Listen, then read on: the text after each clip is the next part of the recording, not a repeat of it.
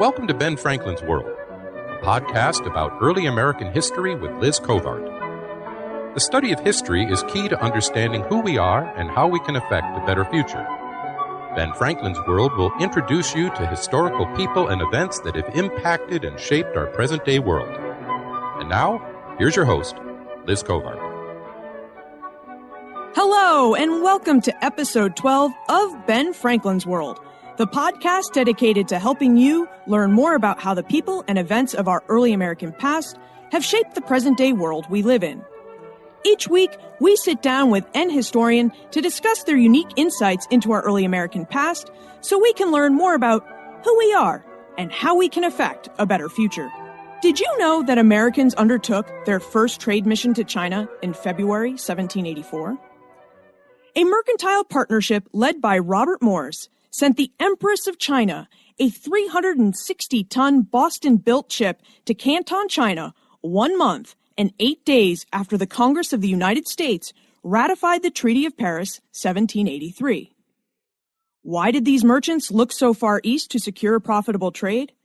And why did they attempt such a venture not long after the United States secured its independence from Great Britain?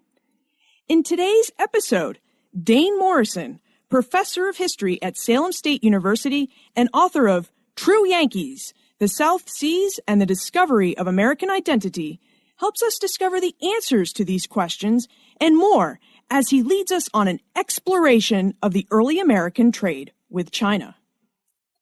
In today's episode, Dane will reveal why early American merchants looked so far east to secure profitable trade and so soon after the United States secured its independence from Great Britain, the logistics involved in undertaking a 6-month one-way voyage from the United States to China, and how the Hong merchants of China received the American traders who entered their ports.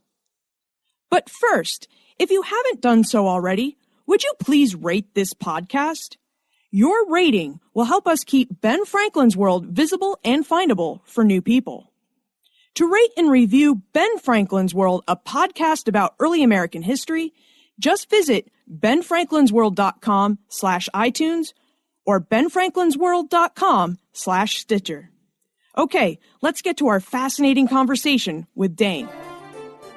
With tidings and wisdom to share about our early American past, here is this week's special guest. Joining us today is Dane Morrison, professor of history at Salem State University in Salem, Massachusetts. He is the author and editor of numerous essays and 6 books, including his newest book, True Yankees, The South Seas and the Discovery of American Identity. Like the Americans he studies, Dane is a true Yankee, a native New Englander who enjoys seeing the world through his research and writing. Welcome to Ben Franklin's World, Dane. Thank you, Liz. It's a real treat to be here with you today. So we have a really interesting aspect of early American history to discuss today, early voyages to China. And your new book, True Yankees, The South Seas and the Discovery of American Identity, explored the voyages of 5 New Englanders who visited China between 1784 and 1840. Dane, how did you become interested in these early American travels to East Asia? Well, Liz, I was raised as a Navy brat, and I spent my first 2 decades traversing the eastern seaboard of the United States, so from Portsmouth to Panama. This was necessarily the experience of an outsider, of one who doesn't quite belong to any place. So I became interested in the rather human struggle of people on the margins to find a place in the world, and in the ways in which outsiders try to reinvent themselves as conditions around them change. This curiosity brought me to graduate school at Tufts University and eventually to my first book, A Praying People, which was a study of the Massachusetts Indians and their struggle to adapt to their own new world of epidemic disease and Puritan invasion. When I came to Salem State College, I discovered the rich trove of journals and letters and ship's logs kept by captains and merchants and supercargoes who voyaged what they called eastward of Good Hope. beyond Cape Town and into the Indian and Pacific Oceans. And this trove is housed in the Phillips Library of the Peabody Essex Museum, so proximity was certainly a factor. I think I found that their retelling of their experiences, their writing of their experiences as the new people on the world stage was an important and rather neglected part of the American experience. And Salem must be a really good place to investigate these things because as a colonial town, it was a port town, so it had a lot of sailors and people venturing to other parts of the world in it. It was almost from inception culturally diverse and filled with people from Native Americans, of course, but it drew mariners from throughout the Atlantic community, something that's rather understudied, I think. So Salem was perfectly pitched both for voyages into the Atlantic and beyond the Atlantic, and Salem was perfectly pitched for me to write about that. Of course, the first voyage to China from the United States doesn't leave from Salem, but New York City. And what has always surprised me about that voyage was how early it happened. So Robert Morris decides he wants to trade with China, and less than a year after the ratification of the Treaty of Paris, 1783, he funds a voyage. So can you tell us why Robert Morris and other merchants like him were focused on trading with China and not focused on trading closer to home after the American Revolution? Well, they did try to trade with the familiar ports of Europe and the Caribbean at first. With the signing of the Treaty of Paris in November of 83, American merchants were sending ships to the familiar markets of the Atlantic and the Caribbean. Richard Key, a historian who has studied the Salem merchant Elias Heskett Derby, noted that Derby sent out 25 voyages through these waters, but found little profit. What happened was that the former allies of the nascent republic, Spain, the Dutch, the Portuguese, etc., France, reasserted their mercantilistic barriers at the end of the war. And, of course, Britain was not always as welcoming as they might have been. And so the trade barriers really wiped out any profits the Americans expected to make.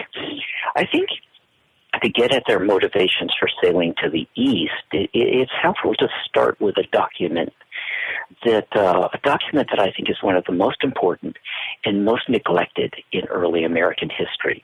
And this is Lord John Sheffield's Observations on the Commerce of the American States. It was published in London in November 1783, virtually at the moment when the Paris Peace Treaty is being signed. And it's published amidst, in Parliament, in the newspapers, in the countryside, a raging debate over what they call the American question. That is, what should Britain's formal policy toward the former rebels be? Should it be a policy of revenge and retribution, or should they embrace reconciliation? In his observations, Sheffield calls for retribution and counsels that if Britain cannot defeat the Americans militarily, they could strangle the rebels economically, closing the Caribbean markets where American merchants had depended on the sugar, molasses, and rum of the West Indies. Well, by the end of the year, by early 1784, we read in the newspapers in Philadelphia and Boston and Charlestown the first reports of an economic downturn. This is going to blossom into a full-scale economic depression that renders the seaports stagnant. Meanwhile, as this is developing, a Dartmouth College dropout, a young fellow named John Ledyard, has just returned back to the States, back to Connecticut, where he was born. And he chronicles the third voyage of Captain James Cook around the globe. Turns out Ledyard did not participate in the American Revolution. He had been shanghaied by the Royal Navy and was exploring the world when other Americans were fighting the British. He's actually a Marine aboard a British ship. Anyway, he has just published his own book touting the profits to be made in the China trade. So you get this kind of push-pull phenomenon that lures Americans east. That was a really good overview of why Americans go to China and seek trade with China. And I have read Sheffield's pamphlet there, and it really does reek of retribution, and it really feeds what the British are feeling, which is disappointment and anger over losing the colonies. So it's interesting that you say you think it's a underutilized and not well looked at document. But now that we've looked at why the Americans go to China, can you tell us how they go to China, about this first voyage taken by the Empress of China? What was it like, or what was it involved in making a trading voyage to China in the 1780s? What size ship did you need, and what kind of cargo did these early Americans take with them?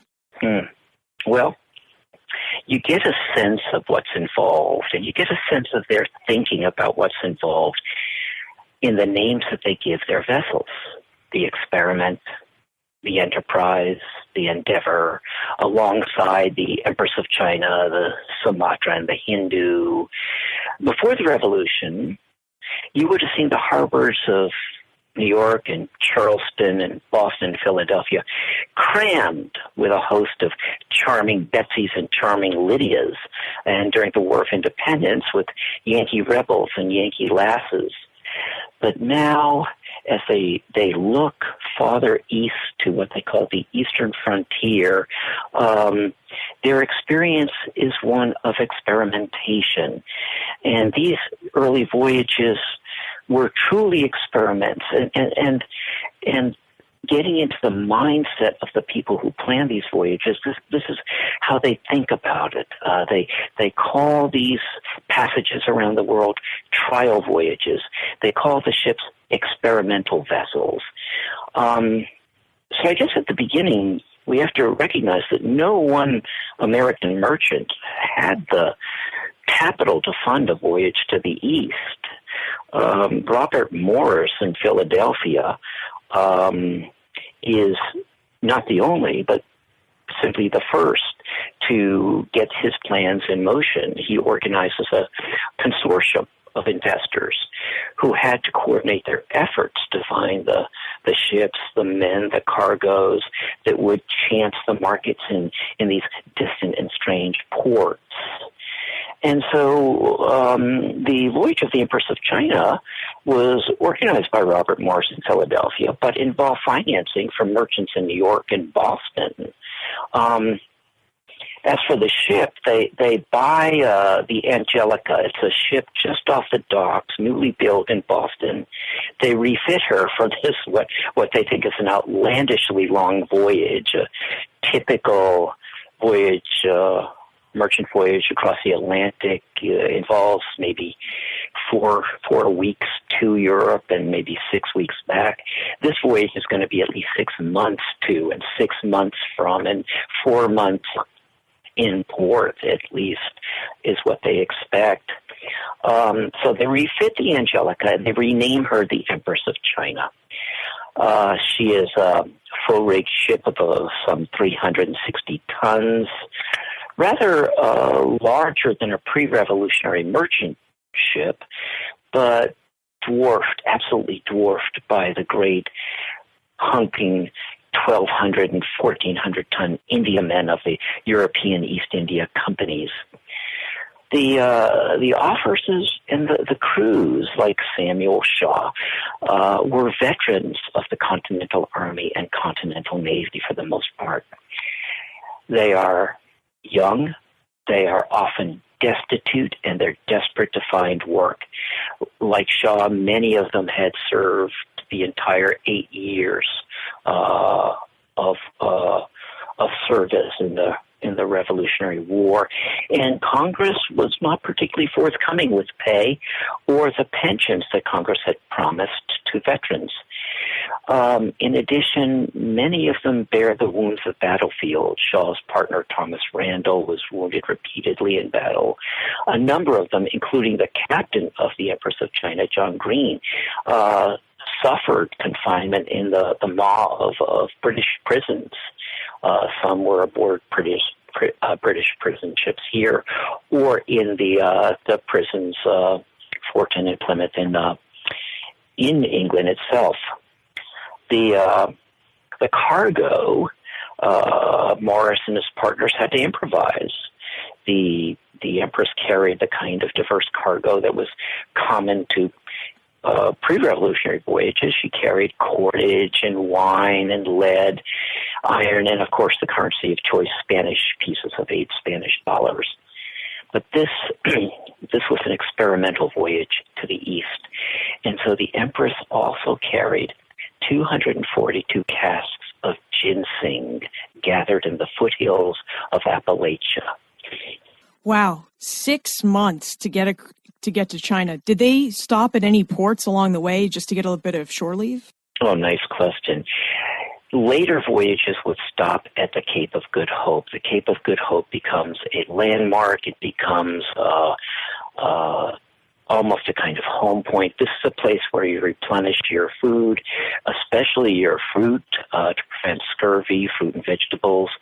But it's also something we tend to forget. It's a place where they replenish water, because water actually spoils rather quickly on one of these voyages.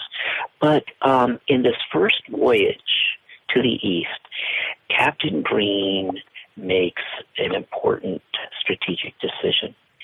He fears that if he lands at Good Hope, which is now controlled by the British, that they will find a way somehow to obstruct the voyage, to stop him. And so he bypasses the Cape, and he doesn't reach land until he touches at Dutch Batavia on the northwestern point of Java. So it's a long cruise, long, hot, humid cruise before they see another port. So what happens when this crew of the Empress of China finally arrive at Macau in August 1784? What does Macau look like? How do the Chinese traders welcome them? And what were the first interactions like between these Chinese and American traders? Oh, nice question, Liz. This is what I'm particularly interested in. I don't have a lot of interest in the economics. Other and better scholars like Jim Fichter have looked at that, and his Jim Fichter's book is So Great a Profit, wonderful examination of the economics of the Indies trade. But I'm really interested in the experience. What was it like, as you asked, to be, 18, 19, 20, a young person from a new and disrespected nation to be traveling the world? And I'm particularly interested in how they wrote about their experiences. I think this print culture constitutes a genuine genre, a China trade literature, if you will. And I think this writing is particularly important in recapturing the American experience at this early moment in the life of the new nation. So, when we think about what was it like, what did Macau look like, what was the experience like, I often think back to Howard Carter's exclamation when he unearthed Tutankhamun's tomb in 1922. He bursts out, he's asked by Lord Carnarvon, "What do you see?" And Howard Carter in awe just bursts out, "Wonderful things." Well, they saw wonderful things. The Empress arrives at Macau and Whampoa Reach. They arrived there August 28, 1784. It's been a long voyage. Imagine this. Imagine the autumn landscape of rural New Hampshire or Philadelphia or Boston or New York this Thanksgiving week. Imagine the sights and the sounds and the smells of the countryside as farmers hunkered down for a long winter in 1784 and invert it. Turn the whole thing upside down. Everything is different. Everything is new, and their senses, every one of their senses, is assaulted by novelty and difference. Picture us aboard the Empress, sailing up the Peiho River and settling in at what we're told is Huangpo Island. The crew has to struggle to try to tame this foreign vocabulary, this foreign language. So they translate the Peiho River into the Pearl River, and they morph Huangpo Island into Whampoa Island. And the Empress is sailing up the Peiho or Pearl River. She's maneuvering between thousands and thousands of these egg-shaped sampans and crab boats and the serpentine dragon boats that are absolutely cramming the river. Canton, the destination of not the ship itself, she'll settle in at Whampoa Island, but 12 miles upriver is Canton, their destination, the jewel they seek to find. This is a city of a million voices, creating a roar and a sensory onslaught that absolutely must have intimidated the Yankees. Remember, Boston at this time is about 15,000 people. Philadelphia holds maybe 30,000, 40,000 people. Canton is a million. Wow. And as they sail upriver, they record that they are gazing at the greenest fields they have ever seen, miles and miles and miles on either side of the ship of what they call padda fields, rice paddies, and banana farms. And they're all, this landscape is just wafting the most exotic, pungent aromas up to them. Well, you asked about the reception they received, and as to the Chinese reception, the imperial officials of the Qing government and the Hong merchants, Chinese merchants with whom they'll do business, don't exactly know quite what to make of the Americans. They've never seen Americans before. They have never heard of the United States or America. And so Shaw records that the Chinese styled us the new people and the flowery flag people. This reception doesn't stop with the arrival of the Empress of China. Imagine this scene repeated again and again and again over decades as Americans fly the Stars and Stripes in the harbors of Calcutta and Bombay and Madras, at Bencoolen in Sumatra, in Japan, eventually, and all around the world. Wonderfully telling story when the USS George Washington, this is a U.S. Navy ship, not a merchant ship, first lands at Constantinople in 1800. And the Turks use the same term that the Chinese had termed. They call the Americans the new people.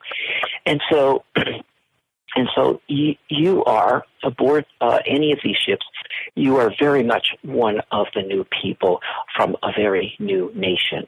And your driving concern is, in Samuel Shaw's words, the reception our citizens will meet.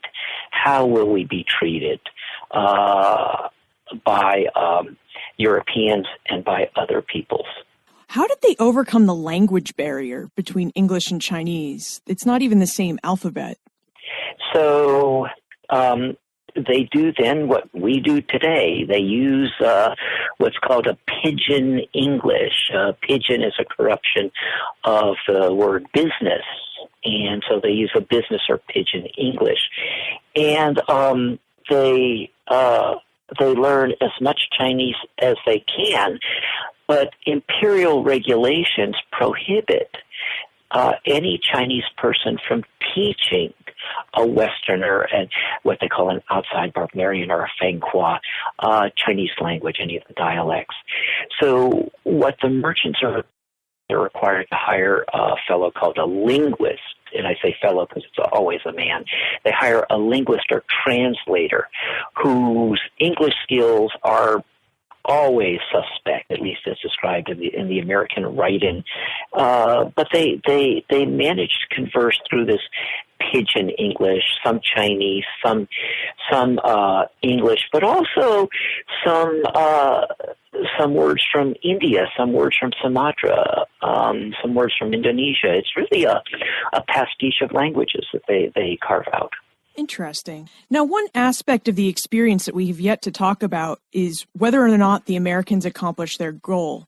In True Yankees, Dane claims that one of the goals of the trade mission for Samuel Shaw and other Yankees who would follow him was not just to secure profitable trade, but to secure recognition from European nations. Early American voyagers to the South Seas wanted Europeans to recognize the United States as an equal nation. Dane, did the voyagers secure this recognition, and if so, when?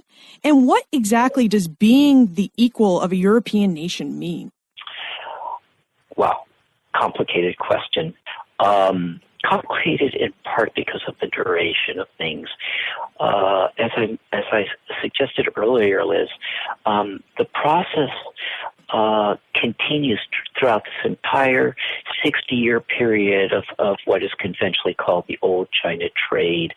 It is repeated with every new port an American vessel reaches. But I think we can safely say that the Americans are satisfied with the reception they meet by the end of the first generation. So around 1800, 1810, you really see in the writing of the China traders, you see in their writing a confidence that you don't see at the beginning of this whole period, this whole process. And what they're looking for is, as Shaw says, they want respect personally and nationally. That is, personally, as merchants going out into the world, they want to come into a strange port and be welcomed, but they want to find people they can do business with. And for an American coming 300 years after the Europeans had first landed these places, that means finding some Europeans who will show them the ropes, and finding some local people, Banyans in India, compradors and home merchants in China, who are willing to work with them. Otherwise, they're not going to make a profit, and the voyage is a loss. Nationally, they want respect or regard, what they call politeness and civility shown to them. And you find these words, politeness and civility, laced through all of these journals and ship's logs and diaries and books.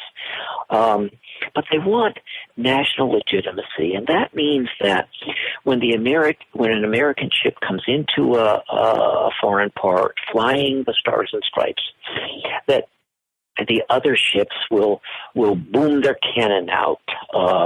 13, of course, was the appropriate number for the 13 new states at this time. That commodores will send invitations to dinner. That the other merchants will invite them to see their shops, their factories or trading posts. That they will be treated as equals in what they called the community of civilized nations.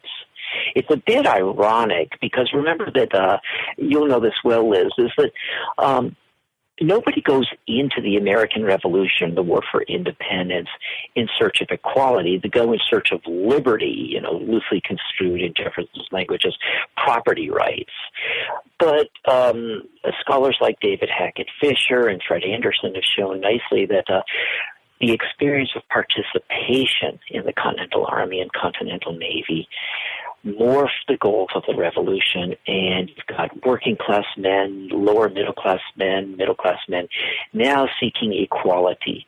Well, after the war, it's this kind of equality within, again, what they call the community of civilized nations that the American sea captains and supercargoes are seeking. And it also seemed from your book that they're seeking to learn more about themselves as Americans. What is it about, how do they define their American identity? Can you tell us, what early Americans learned from this trade about themselves? So I think we all are familiar with the experience of travel to other parts of the country, travel abroad, and it's in navigating ourselves between other peoples that we really get a clearer sense of who we are as a people. The Americans, like Samuel Shaw, Mesa Delano, Robert Bennett Forbes, they invent a language of identity, if you will.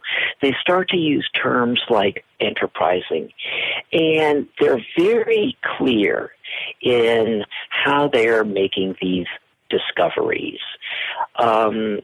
Mesa Delano, Edmund Fanning, the others will write, we're not like the Europeans. We're not here to conquer. We're here only to trade. We come in peace, and we come in the spirit of the Enlightenment.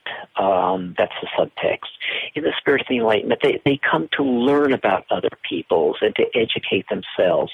And they say, we're not like the Europeans in this sense. We're more open. We treat other people with more candor and respect. We're not haughty like the Europeans. And yet, at the same time, at the other end of the civilizational spectrum that they imagine, they can say, well, we're not like the Sumatrans. They're barbaric. They're savage. They're pirates. I think Greg Fleming would appreciate this construction. And we're not like the Chinese. Yes, their empire is 1,000 years old, and it's quite a wonder that they're able to bring order to millions and millions and millions of people, but they do it with a heavy hand. They do it with a tyrannical glove. This regime is oppressive, and the people are not truly free. And so, again, you get this kind of metaphor of navigation, but navigating an identity between what they see as a decadent Europe and a barbaric East. So by coming into contact with these other people in this trade, they're able to see what they are not and better help them define what they are with those experiences. It's all about the encounters, and it's all about how they write about the encounters that contributes to a construction of national identity. It is not, and I should take pains to say this, it is not the only construction of national identity that is being flouted during this period. John Cox has written a wonderful book on national identity constructed in the South. There are competing contributions to this construction of national identity.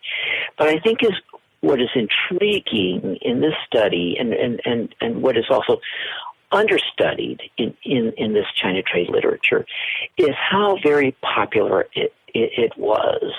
The folks I studied and taken hail from New England, but they sail out of New York. Shaw and Fanning sail out of New York. Delano and Forbes out of Boston, Harriet Lowe out of Boston and Salem. But the literature they write is intended to be an American literature. And the identity they're constructing is a national identity.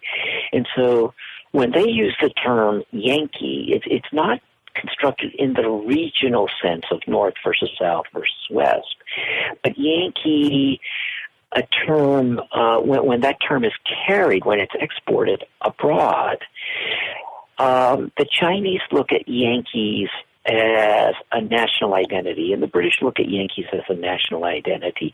And so the traits they're describing are enterprise, our sense of adventure, our can-do spirit, is seen as a national trait. And if I may, to give you a fuller answer to your question, the next book is going to look at 4 components of this national figure, this true Yankee. one of the themes that you see running through their writing is the theme of the American or Yankee as a kind of Poor Richard. You find terms like and anecdotes that espouse the Americans. Can-do spirit, his inventiveness, his ability to re-rig a ship at sea, for instance, something no European traveler has ever tried before. They're frugal. They are careful investors. They're careful of the owner's money. Another persona is the Yankee Doodle, very patriotic, very nationalist, and in the themes, that you see in these anecdotes, you see Americans rescuing Europeans, English from Spanish jails, for instance, or rescuing Delano's so-called rescue of African slaves from the hands of the Spanish. Melville will make something of this later. The American fights for the honor and dignity of the Stars and Stripes. He fights for respect, but he's also a kind of a hero of the world, rescuing the impoverished and downtrodden from European hegemony. Another character is the citizen of the world, the tolerant, enlightened world traveler who engages in science and scientific discovery. You know, you think of the Stephen Maturin character in Master and Commander. That's a British version of the citizen of the world. And then, of course, last is the real Jonathan, the kind of authentic American, clumsy, comical, kind of goofy, but very sweet and very funny. The true Yankee, the American that comes out of the China trade literature, is really a compilation of these four personas. But again, I want to underscore, this is just one contribution to the formation of a national identity. And certainly some of these characteristics we carry forth and look upon ourselves as Americans today, such as enterprising, citizens of the world, open-minded. Is there any other legacy of this early United States trade with China that persists and informs our present-day trade with China? Well, I know I'm asking a more of a current events question of a historian, so I'm sorry to put you on the spot like that. That's all right. It's very hard to do this work and not imagine where it brings us today. So I would say that this nascent, this emerging relationship between America and the world, continuing into the 21st century, remains a dance. Sometimes elegant, often awkward, always debated. Consider two relatively recent statements from well-known politicians. In an important, significant speech early in his tenure, Barack Obama asserts, "We are citizens of the world." In response, from the other end of the political spectrum, Newt Gingrich insists he is not a citizen of the world at all. He is a citizen of America. And American interests not only dominate, they're the only interests we should consider. So I think in terms of legacy, I think the relationship between America and the world, I think our encounters with the rest of the world remain, in Robert Morris's words, experimental. I think we continue to fret over how we will be treated nationally and personally, and we continue to try to innovate and invent a relationship that we think is fair and proper and that recognizes our legitimacy. Interesting. Well, we have just a few minutes left, which means it is time for the Time Warp.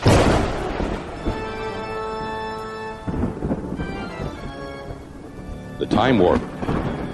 Historians can't predict the future, but they can speculate about what might have been. This is a fun segment of the show where we ask you a hypothetical history question about what might have happened if something had occurred differently or if someone had acted differently. Are you ready for the time warp, Dane? I'm braced, Liz. Okay, here we go. In your opinion, what might have happened if Robert Morris had not found the funding to send the Empress of China to Asia in 1784? Would the United States have still forged this distant trade relationship in the late 1700s? Would the later founding of the trade have affected the development of American identity, and if so, how? Oh, the same thing. Someone else would have done so.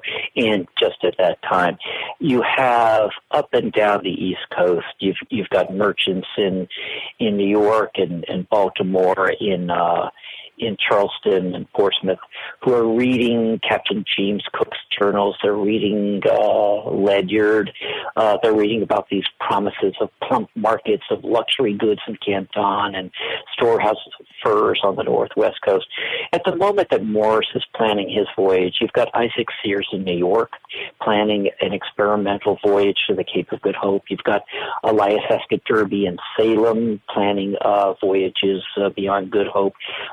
Other merchants in Philadelphia, they're all organizing voyages to China and India. In fact, a month after the Empress sails from New York, she sails on Washington's birthday, February 22nd, 1784. A month later in March, another merchant ship, the United States, departs Philadelphia. Her course is set for Canton. For unknown reasons, she's diverted to India. So at the moment when the Empress of China is doing business in Canton, the United States is doing business in Bombay, I believe it was. And so the voyage of the Empress of China is a representative one. It is simply the first of a host of voyages that are about to wend their way east. And so the timing would not have been a whole lot different. What is different, I think, is that you don't have a lot of reporting from the decks of the United States in India. What is different and significant, I think, is the personage of Samuel Shaw, the figure of Shaw, because Shaw is very self-consciously aware of the significance of the voyage, of the historic meaning of the voyage. As soon as Shaw returns, and this begins the book, as soon as Shaw reaches New York in May of 1785, we find him sitting at a borrowed desk in a counting house in New York, maybe a boarding house in New York, and he's writing a letter to the foreign minister, John Jay, about, quote, the reception our citizens have met. And I think Shaw really sets a tone in how we think about these voyages and the need to write about them and convey the meaning of these voyages to the American people. It's decidedly not a New England literature. It's decidedly an American literature intended for a broadly American audience. Very interesting. And I know you said earlier that your next research project is on a continued study of American identity. Can you tell us a little bit more about it? Well, yes. Frankly, lately I've been doing a lot of deep reading into Pokemon and Tintin with my 8-year-old junior faculty member here, Amy Abigail Alexander Morrison, and she has some new discoveries for me just about every day. But in the time I have left over from her research, I'm about halfway through the next book. Eastward of Good Hope is the working title.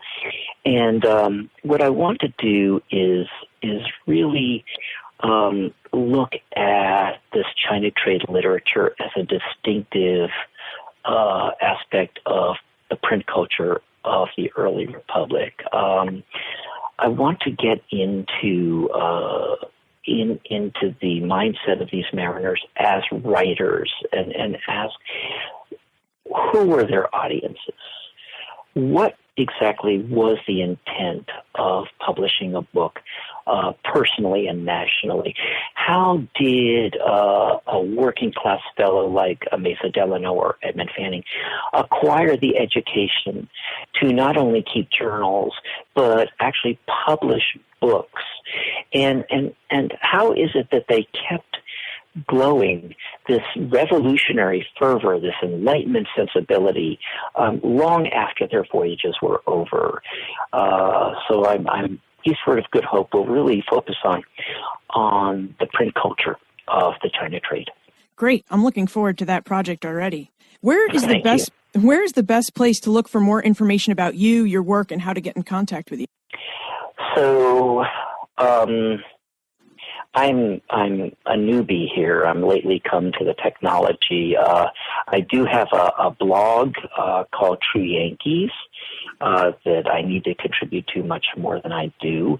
I'm on Twitter, and also the Salem State History Department website has me on there as well.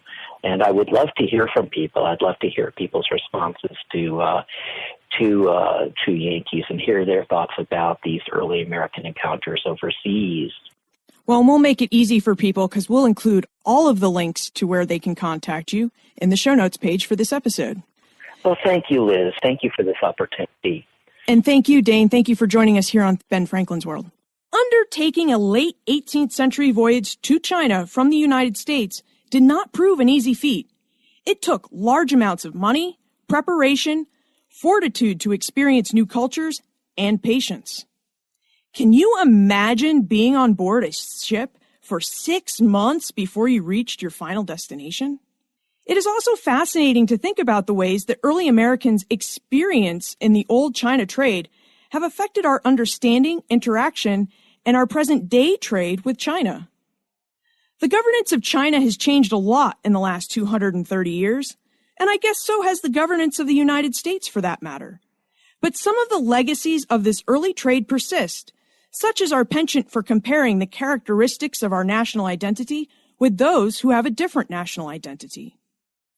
You can find more information about Dane, his book True Yankees, plus everything we talked about today on the show notes page for this episode, which you'll find at benfranklinsworld.com/012.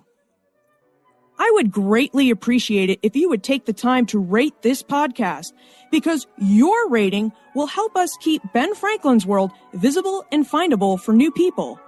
And your constructive comments will also help me improve the show. To rate and review Ben Franklin's World, a podcast about early American history, just visit benfranklinsworld.com/iTunes or benfranklinsworld.com/Stitcher. Finally, if you could invite any person from history to dinner, who would you invite and why? Please share your answers with me via tweet at Liz Covart or email liz@benfranklinsworld.com. And remember, never leave till tomorrow that which you can do today.